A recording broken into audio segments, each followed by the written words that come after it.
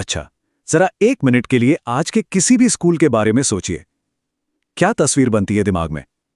शायद fluorescent lights, सीधी सीधी लाइनों में लगी बेंचेस और हो सकता है दीवार पर एक स्मार्ट बोर्ड भी हो। अब इसकी तुलना करते हैं प्राचीन गुरुकुल से। कैसी तस्वीर है? कोई दीवारें नहीं है, बस कुछ लोग हैं जो पेड़ों के नीचे बैठे हैं। पहली नजर में तो ये बहुत ही कह सकते हैं एक प्रिमिटिव सिस्टम लगता है ना? लेकिन क्या हो अगर ये जो प्रिमिटिव से दिखने वाली व्यवस्था है वो असल में मानव इतिहास की सबसे एडवांस लेबोरेटरीज में से एक थी। देखिए, हम लोग एडवांस का मतलब हमेशा बाहरी टेक्नोलॉजी से लगाते हैं, पर गुरुकुल की टेक्नोलॉजी बाहर नहीं थी, वो पूरी तरह से अंदर की थी, इंटरनल। तो इसे सिर्फ जंगल का एक स्कूल समझना वो सही नहीं होगा। इसे ऐसे समझिए, ये इंसानों के लिए एक लैबोरेटरी थी, एक ऐसी जगह जहां बायोहैकिंग, साइकोलॉजी और सोशल इंजीनियरिंग, इन तीनों को मिलाकर ह्यूमन पोटेंशियल को उसके पीक तक पहुंचाने का काम होता था। यहां हर चीज, मतलब छात्रों के सोने के डायरेक्शन तक, किसी अंधविश्वास पर नहीं बल्कि गहरे विज्ञान पर बेस थी। तो चलिए इंसान के लिए इस खोए हुए ऑपरेटिंग मैनुअल को फिर से समझने की कोशिश करते हैं। तो शुरुआत करते हैं सबसे बेसिक चीज से जिस पर हम शायद ही कभी ध्यान देते हैं, और वो है नींद। ये सिर्फ आराम करना नहीं है, आप जानते हैं, ये हमारे शरीर और दिमाग का एक तरह का रीबूट प्रोसेस है। हमारे पुराने ग्रंथों में, जैसे विष्णु पुराण को ही ले लीजिए, एक नियम बार बार आता है कि उत्तर दिशा में सिर करके कभी नहीं सोना चाहिए। अब सच कहूं तो मुझे भी ये हमेशा एक वहम ही लगता था। मतलब सोने की डायरेक्शन से क्या ही फर्क पड़ता है, पर पता चला इसके पीछे कोई रहस्य नहीं है बल्कि सॉलिड साइंस है। देखिए, इसके पीछे है प्योर जियोफिजिक्स। हमारी जो पृथ्वी है वो एक बहुत बड़ा मैग्नेट है ना, जिसका नॉर्थ पोल ऊपर की तरफ है। ठीक वैसे ही हमारे शरीर का भी अपना एक छोटा बायोमैग्नेटिक फील्ड होता है और उसमें हमारा सेल नॉर्थ पोल की तरह काम करता है। अब फिजिक्स का सबसे सिंपल रूल क्या है? सेम पोल्स रिपेल, मतलब एक जैसे ध्रुव एक दूसरे को दूर धकेलते हैं। तो जब हम सिर उत्तर की ओर करके सोते हैं तो हमारे शरीर का छोटा मैग्नेट और पृथ्वी का वो विशाल मैग्नेट, वो एक दूसरे से टकराते हैं, एक दूसरे को रिपेल करते हैं। और जानते हैं इसका नतीजा क्या होता है? आज की जो मॉडर्न स्लीप स्टडीज हैं वो बताती हैं कि इस रिपल्शन इफेक्ट से इंट्राक्रेनियल प्रेशर बढ़ सकता है, मतलब दिमाग के अंदर का प्रेशर। ठीक वैसे ही समझिए जैसे किसी पाइप में पानी का प्रेशर बढ़ जाता है। ये दिमाग में ब्लड फ्लो को भी डिस्टर्ब कर सकता है, जिससे नींद में बेचैनी होती है और जो न्यूरल रिकवरी है, यानी दिमाग की जो रात भर में मरम्मत होती है, वो भी ठीक से नहीं हो पाती। तो ये कोई अंधविश्वास नहीं था, ये एक एंशिएंट बायोहैक था, गहरी रेस्टोरेटिव नींद के लिए। कमाल की बात है ना?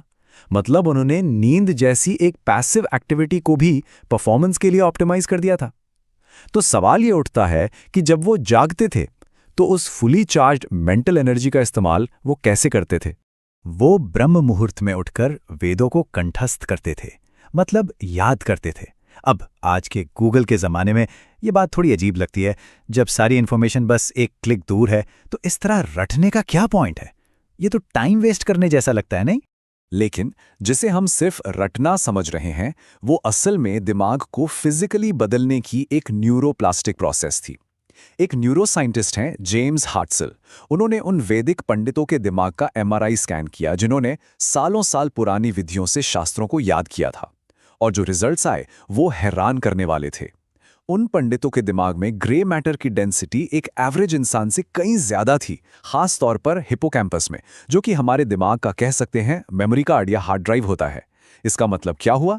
इसका मतलब ये हुआ कि याद करने का ये प्रोसेस असल में उनकी दिमागी हार्डवेयर को अपग्रेड कर रहा था। और ये कोई तोते की तरह रटना नहीं था। वो लोग घन पाठ जैसे एक बहुत ही कॉम्प्लेक्स मैथमेटिकल स्टाइल का इस्तेमाल करते थे। जैसे मान लीजिए उन्हें अ ब स बोलना है, तो वो एक खास पैटर्न में बोलेंगे, अ ब ब स ब अ। ये एक तरह का लिंग्विस्टिक ब्लॉकचेन था जिसे हैक करना नामुमकिन था। और इस प्रोसेस में इतनी ज्यादा कंसंट्रेशन लगती थी कि ये दिमाग के लिए एक हाई इंटेंसिटी वर्कआउट बन जाता था। तो ठीक है, उन्होंने बॉडी को ऑप्टिमाइज कर लिया, माइंड के हार्डवेयर को अपग्रेड कर लिया, लेकिन गुरुकुल का मकसद सिर्फ स्मार्ट और हेल्दी लोग बनाना नहीं था, मकसद था ज्ञानी लोग बनाना। और ज्ञान के रास्ते में सबसे बड़ी रुकावट क्या होती है? अहंकार, द ईगो। इसीलिए अगला प्रोटोकॉल दिमाग पर नहीं बल्कि सीधा अहंकार पर हमला करता था, और वो प्रोटोकॉल था भिक्षा। ये गुरुकुल का शायद सबसे शॉकिंग एस्पेक्ट है। जरा सोचिए, एक राजा का बेटा एक राजकुमार वो गांव में घर घर जाकर खाना क्यों मांगेगा? आज के जमाने में तो कोई भी अमीर पेरेंट इस ख्याल से ही डर जाएगा। लेकिन ये उसे नीचा दिखाने के लिए नहीं था, ये ईगो को खत्म करने के लिए एक सर्जिकल टूल था। गुरुओं का यह मानना था कि सीखने की राह में सबसे बड़ा रोड़ा है मैं की भावना। तो अब जरा कल्पना कीजिए, एक राजकुमार और एक गरीब किसान का बेटा दोनों एक साथ एक जैसे कपड़ों में हाथ फैलाकर खड़े हैं। उस एक पल में उनकी सोशल आइडेंटिटी, उनका पैसा, सब कुछ खत्म। और फिर जो भी खाना मिलता था उसे वो खुद नहीं खा सकते थे, वो गुरु को देना होता था। इससे ओनरशिप की भावना खत्म होती थी और जो खाना उन्हें मिलता था वो उनका हक नहीं, एक गिफ्ट था। ये प्रैक्टिस उन्हें ह्यूमिलिटी और ग्रैटिट्यूड सिखा। तो भिक्षा अहंकार के उस भरे हुए प्याले को खाली करने का एक सर्जिकल टूल था, क्योंकि जब तक प्याला खाली नहीं होगा उसमें ज्ञान भरा कैसे जाएगा। लेकिन प्याले को सिर्फ खाली करना ही काफी नहीं था, उसे मजबूत भी बनाना था। और इसी मजबूती के लिए होती थी एक्सट्रीम रेजिलियंस ट्रेनिंग। इसकी कहानियां आज भी हम सुनते हैं, जैसे आरुणि की परीक्षा। जब खेत का बांध टूट गया तो गुरु के कहने पर वो खुद उस ठंडे पानी के बहाव में लेट गया ताकि फसल बच जाए। ये कोई इंजीनियरिंग का टेस्ट नहीं था, ये टेस्ट था ये देखने का कि क्या वो खुद को इस शरीर से बढ़कर कुछ समझता है। या फिर उपमन्यु की कहानी, जिसे खाने के हर सोर्स से दूर कर दिया गया। मकसद उसे भूखा मारना नहीं था, बल्कि ये सिखाना था कि जब बाहर की इंद्रियां शांत होती हैं तब अंदर की असली आंख खुलती। हाँ, ये सब सुनने में बहुत प्रोफाउंड और शायद थोड़ा एक्सट्रीम भी लगता है, पर अब वो सवाल आता है जो सबके मन में होगा कि हम इस नॉलेज का आज की फास्ट पेस लाइफ में क्या करें?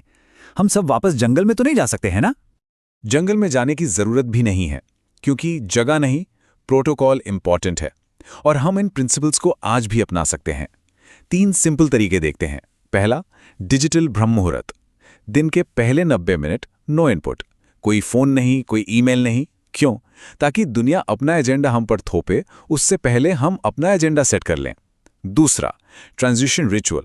काम और पर्सनल लाइफ के बीच एक क्लियर बाउंड्री बनाइए।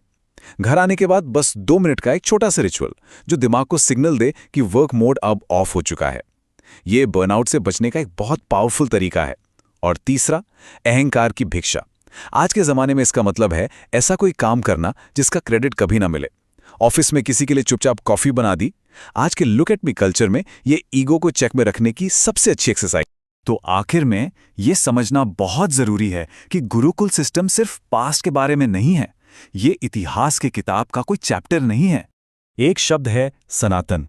हम में से ज्यादातर लोग इसका मतलब प्राचीन या पुराना समझते हैं, पर इसका असली मतलब है इटर्नल, टाइमलेस, जो हर समय के लिए सच हो। गुरुकुल के प्रिंसिपल्स इतिहास नहीं है, वो इस ह्यूमन मशीन को चलाने के लिए टाइमलेस इंस्ट्रक्शंस हैं। ऐसा लगता है जैसे हम वो ऑपरेटिंग मैनुअल कहीं खो चुके हैं। तो जाते जाते एक सवाल के साथ छोड़ते हैं। अगर नींद, ध्वनि और सेवा के ये प्रोटोकॉल्स गुरुकुल ऑपरेटिंग सिस्टम के सिर्फ कुछ ऐप्स थे जो बॉडी, माइंड और ईगो को कंट्रोल करते थे, तो जरा सोचिए इस ह्यूमन मशीन के और कौन कौन से कोर फंक्शंस हैं जिन्हें हम इस्तेमाल करना पूरी तरह से भूल चुके हैं।